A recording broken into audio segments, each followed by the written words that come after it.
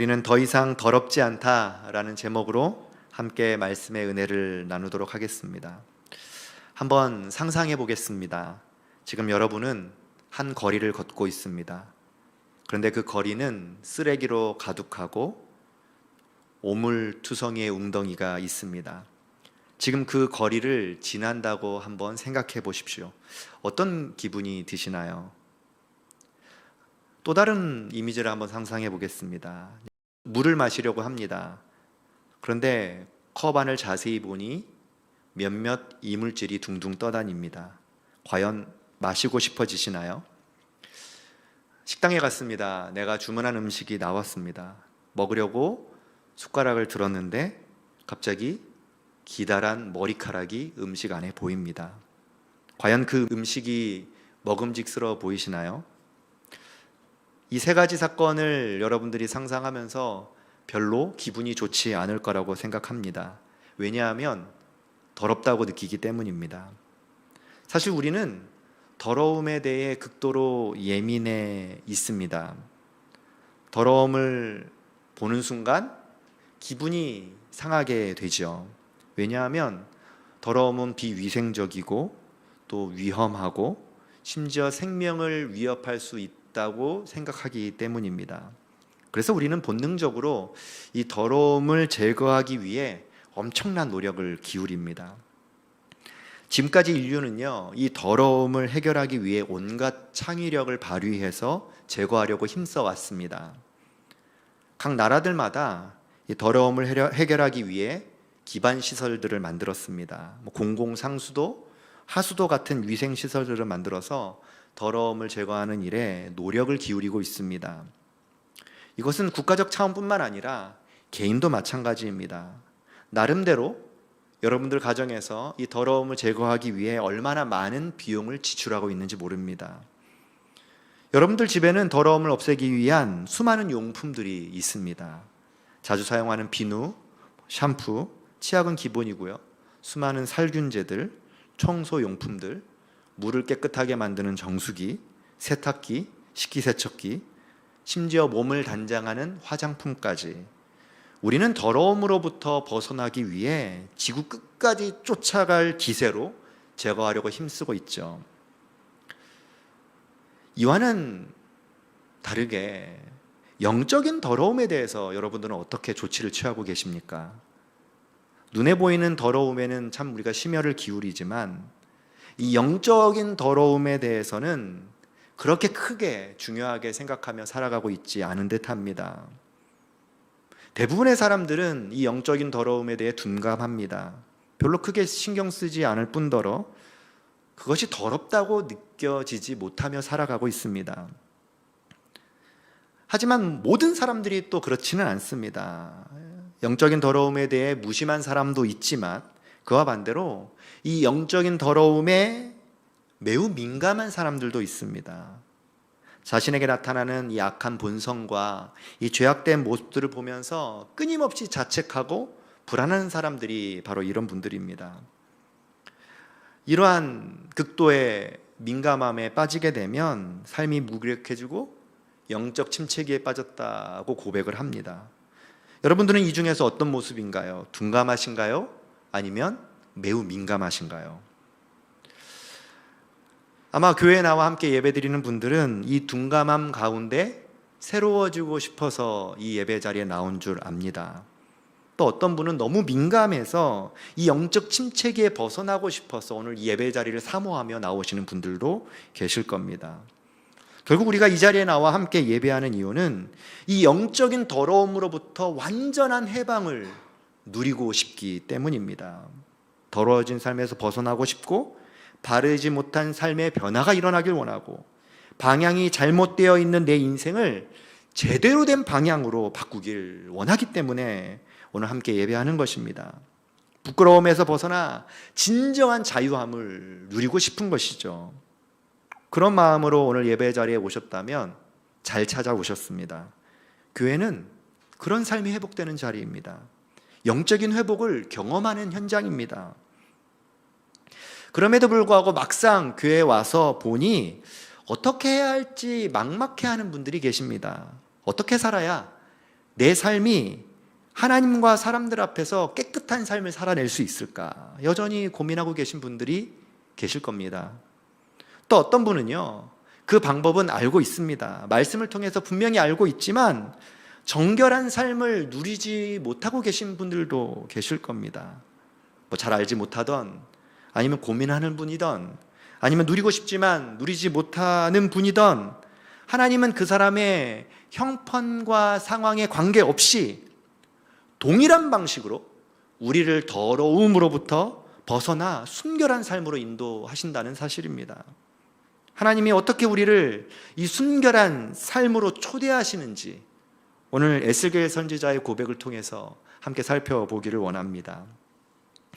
오늘 본문의 말씀을 우리가 함께 살펴보려면 먼저 에스겔 선지자가 처하였던 그 당시의 상황을 이해할 필요가 있습니다. 에스겔 선지자가 활동하던 시대는 나라적으로 격변의 소용돌이가 일어나는 시대였습니다. 유다 왕국이 바벨론에 의해서 멸망당하고 포로로 잡혀가던 때이기 때문입니다. 에스겔은 고국의 끔찍한 멸망을 눈앞에서 직접 보았습니다. 뿐만 아니라 자신이 포로가 되어 바벨론으로 끌려가기에 이르죠. 어떤 희망도 찾아볼 수 없는 시대였던 것입니다. 인간의 존엄성은 무시되고 약탈이 일상이 되고 지옥과 같은 삶을 살아가는 현장이 에스겔이 살던 시대였습니다. 그들이 살아가는 삶의 대부분은 인간이 얼마나 악한가를 눈으로 볼 수밖에 없었던 현장이었습니다.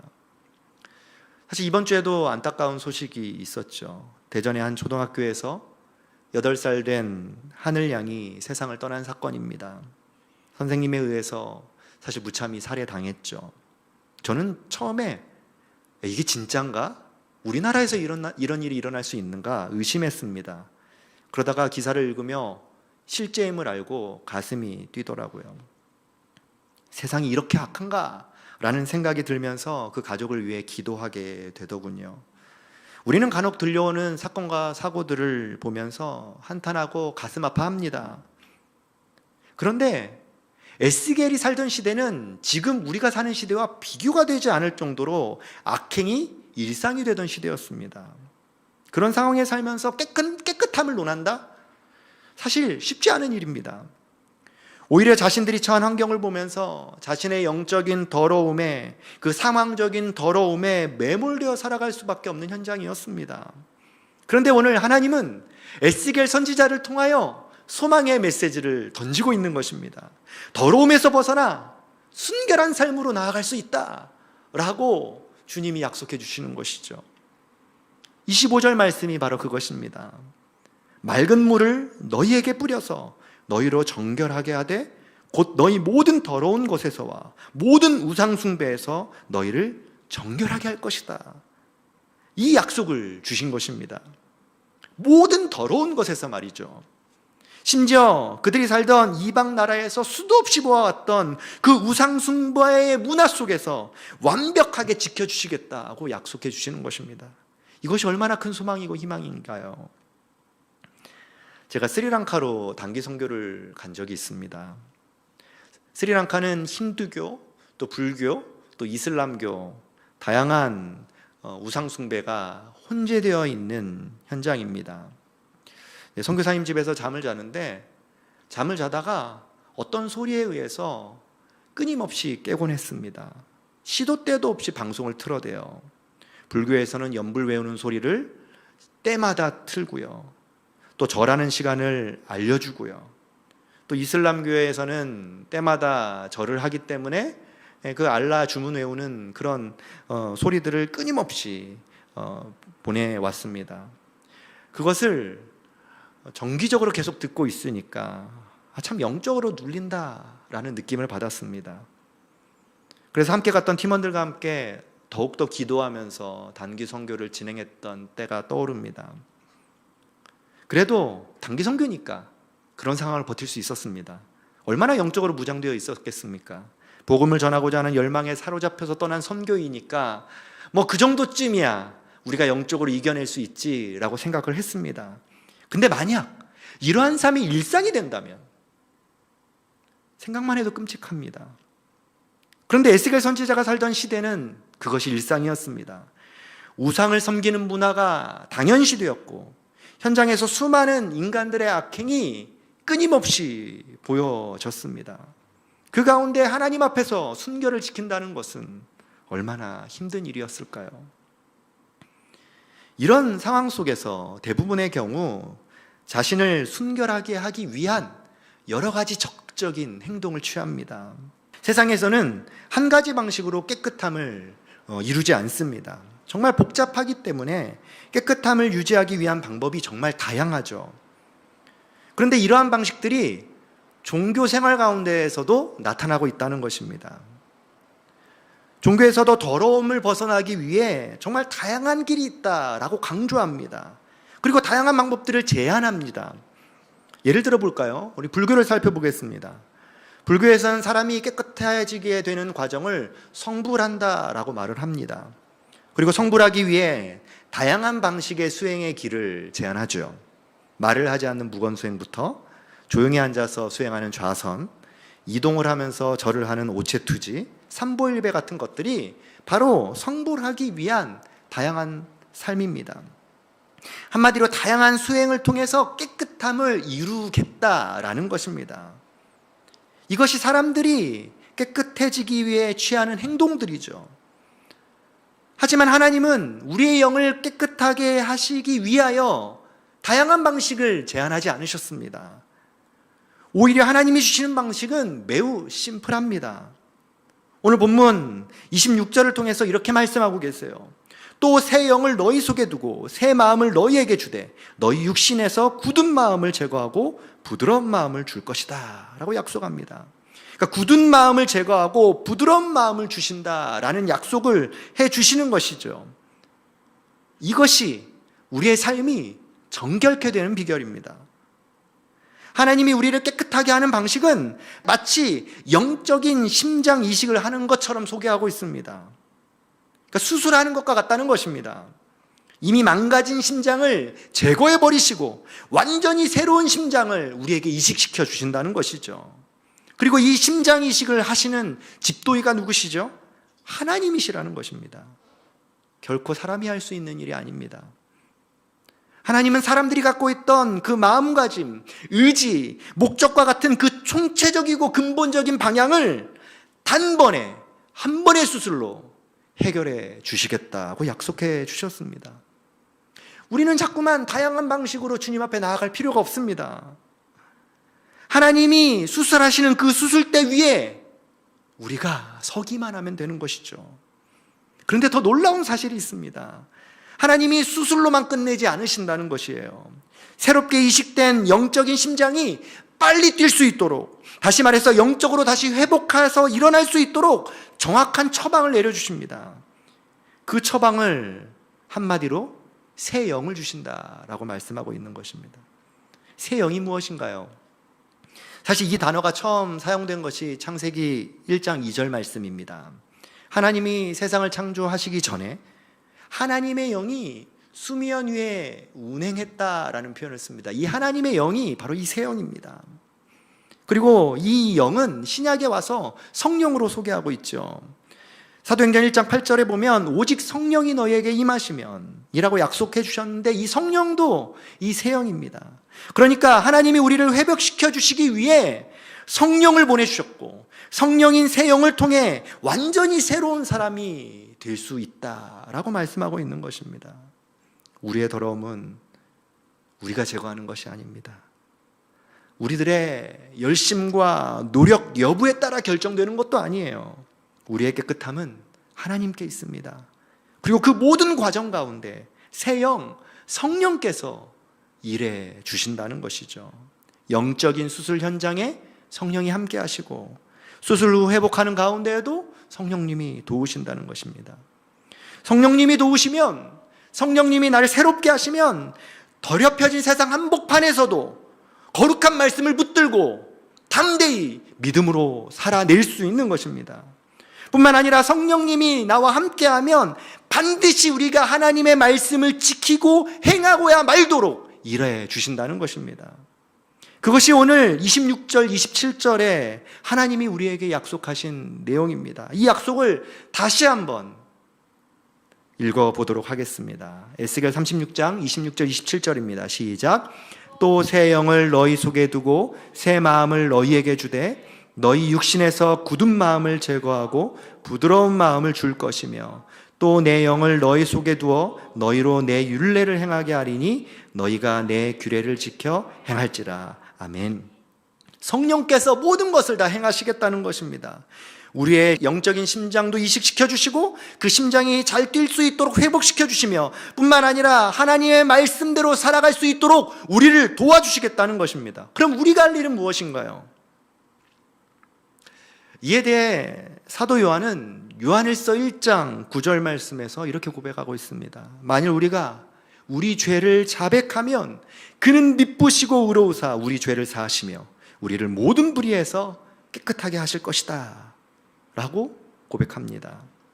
하나님은 우리를 모든 불의에서 건지시고 더러워진 우리를 깨끗하게 씻겨주시겠다고 약속해 주셨습니다. 그런데 이때 우리가 해야 할 일은 고백입니다. 우리의 죄를 자백하는 것입니다. 자백한다는 것은 무엇이죠? 인정한다는 것이잖아요. 내가 죄인이라는 사실을 인정하고 받아들이는 것입니다. 이때 필요한 것이 무엇이죠? 영적인 자기 객관화입니다. 자기 객관화란 자기 생각과 기준으로 나를 보는 것이 아니라 타인의 시선으로 나를 본다. 그게 자기 객관화입니다. 근데 영적 자기 객관화는 누구의 시선으로 나를 보는 거죠? 하나님의 시선으로 나를 바라보는 것입니다. 여기서 영적 자기 객관화를 잘할 수 있는 방법이 있어요. 하나님과 나 사이에 그 어떤 것도 끼어들지 않으면 영적인 자기 객관화가 잘 될 수 있습니다. 하나님 앞에서 나는 어떤 존재인가를 명확하게 깨닫고 경험하고 그래서 하나님 앞에서 내가 어떻게 살아야 하는가를 말씀을 통해서 명확하게 보면 그게 영적 자기 객관화가 잘 된 것입니다. 그런데 자꾸만 우리는 하나님과 나 사이에 누군가를 자꾸만 다른 사람을 통해서 나를 평가받고 싶어 한다는 것입니다. 뭐 이런 거죠. 저분은 참 열심히 살아가는데 왜 나는 그렇게 살지 못할까 생각하면서 다른 사람의 열심과 나의 열심을 비교하는 것입니다. 저분은 권사님인데 왜 나는 아직도 성도일까 생각하면서 교회에서 받은 그 직분으로 사람들을 비교하는 것입니다.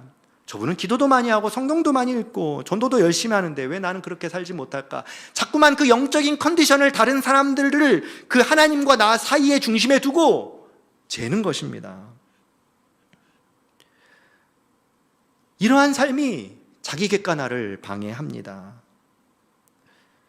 다른 사람을 통한 비교로는 결코 영적인 자기 객관화를 할 수 없습니다. 다른 사람들을 통해서 나를 보면 안 됩니다. 이 세상에 그 어떤 사람도 완전하지 않기 때문입니다. 사람이 내 신앙의 기준이 되어서는 안 되죠. 사람을 기준 삼아 죄를 이야기해서도 안 됩니다. 하나님과 나 사이에 그 어떤 존재도 낄 수 없는 것입니다. 내 삶의 기준은 언제나 하나님이어야 하는 것이죠. 하나님 앞에서 내가 죄인임을 고백하는 것이지 다른 사람들 앞에서 나의 치부를 드러내는 것이 아니기 때문입니다. 여기서 우리는 죄인이라는 말을 들을 때마다 좀 불편해 하시는 분도 계실 수 있습니다. 나는 그래도 다른 사람들에게 피해를 끼치지 않으면서 열심히 살아왔는데 교회로 오니까 나를 죄인 취급한다 라고 생각하는 분도 계실 거예요. 우리는 세상이 말하는 죄인과 성경이 말하는 죄인을 헷갈려 하기 때문에 이런 오해가 생기는 듯 합니다. 성경이 말하는 죄의 개념은 세상과 완전히 다릅니다. 세상에서의 죄의 개념은 뭐죠? 여러분들이 생각한 대로입니다. 법을 지키지 않아서 그로 말미암아 다른 사람들에게 피해를 주는 행위가 바로 죄입니다. 살인, 강도, 사기 같은 다른 사람들을 괴롭게 하고 고통스럽게 해서 결국은 공동체를 파괴하는 일들이 세상에서 말하는 죄인의 모습입니다. 그런데 성경이 말하는 죄는 이런 것이 아니에요. 죄라는 원래 뜻은 표적에서 벗어난다, 기준에서 벗어난다 라는 단어의 의미를 가지고 있습니다. 그러니까 죄인은 하나님이 정해놓으신 목적과 그 기준에서 벗어날 때 우리는 그것을 죄라고 얘기하는 것입니다. 그것을 가장 잘 보여주는 대표적인 인물이 아담과 하와였죠. 하나님은 아담과 하와에게 기준을 정해 주셨습니다. 그 기준이 무엇이죠? 선악을 알게 하는 나무의 열매를 먹지 말라는 것. 그것이 그들의 기준이었습니다. 그 기준은 하나님이 정하신 것입니다. 사람은 그 기준을 따르고 지켜야만 하는 것이죠. 그런데 아담과 하와는 어떻게 했죠? 그 기준을 제대로 지키지 못했습니다. 결국 먹어버리고 말았죠. 그렇게 기준이 무너졌고 그로 인해 죄가 아담과 하와에게 들어오게 된 것입니다. 우리를 아담의 후손이라고 얘기하죠. 아담의 이름이라는 뜻은 사람, 인간이라는 뜻입니다. 한마디로 아담에게 그 죄가 들어왔다는 것은 모든 인간에게 그 죄가 들어왔다는 상징적인 의미이기도 합니다. 우리가 이 세상을 살아가면서 얼마나 하나님의 목적에 맞게 완벽하게 살아가나요? 그렇게 제대로 살아가는 사람은 한 사람도 없습니다. 오히려 하나님이 아닌 내 목적에 맞게 내 생각에 따라 살아가곤 하죠. 이런 우리의 모습을 보면서 우리는 죄인이라고 고백하는 것입니다. 그런데 놀라운 사실은 그런 나의 모습을 인정하고 하나님 앞에 죄인이라고 고백할 때, 하나님의 목적대로 살지 않았다고, 하나님의 뜻대로 살지 않았다고 고백할 때 하나님은 하나님 자신을 알려주시고 우리를 만나주시며 우리를 깨끗하게 해주시겠다라는 것입니다. 하나님께서는 우리의 죄의 문제를 예수 그리스도를 통하여 해결해 주십니다. 내가 하나님과 바른 관계를 형성하면 하나님이 살아계심을 느끼게 됩니다. 하나님이 나를 위해 일하고 계심을 경험하게 되죠. 하나님이 나를 살리기 위해 자신의 아들 예수 그리스도를 주셨다는 것이 믿어지게 됩니다. 하나님이 나를 얼마나 사랑하시는지, 그리고 끝까지 참고 계시는지, 항상 그 자리에서 나를 기다리고 계신다는 것을 경험하게 되는 것이죠. 만약 이것을 깨닫고 있다면 이미 여러분은 하나님 안에서 깨끗한 자가 된 것입니다. 이미 여러분 안에 새 영으로 새 마음이 임한 사람이 된 것입니다. 이에 대해서 마태복음 5장 8절에 이렇게 고백합니다. 마음이 청결한 자는 복이 있나니 그들이 하나님을 볼 것이며. 마음이 청결한 자는 하나님을 본다라고 했습니다. 이 말을 뒤집어 해석하면 하나님을 보고 하나님을 알고 하나님을 경험한 사람은 마음이 청결한 자다라는 뜻이기도 합니다. 그리고 이러한 삶을 살아가는 사람을 복 있는 사람이라고 이야기하는 것입니다. 만약 여러분이 하나님을 알기 원한다면, 그리고 하나님을 만났다면, 하나님을 따르고 싶다면 여러분 안에 이미 하나님이 새 마음을 주신 것입니다.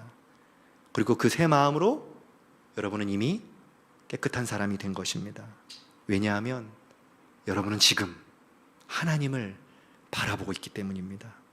깨끗한 사람만이, 정결한 사람만이 하나님을 보고 하나님을 만날 수 있기 때문이죠. 우리가 더 이상 더럽지 않고 깨끗하다는 증거는 내가 지금 하나님을 인식하고 있는가 아닌가에 따라 달려 있습니다. 성도님들 마음속에 하나님을 갈망하고 계십니까? 하나님을 찾고 계십니까? 하나님과 함께 믿음의 여정을 걸어가고 싶으십니까? 하나님이 나와 함께하고 계심이 느껴지십니까? 내 곁에 계신 것 때문에, 하나님이 나와 함께 하시는 것 때문에 내 마음이 평안해지십니까? 하나님 안에 있으면 내 삶의 모든 문제가 해결될 수 있다고 믿으십니까? 그렇게 하나님을 생각하고 바라보고 계십니까? 그렇다면 여러분은 이미 하나님 안에서 깨끗한 자가 된 것입니다. 더 이상 더러운 사람이 아닌 것이죠.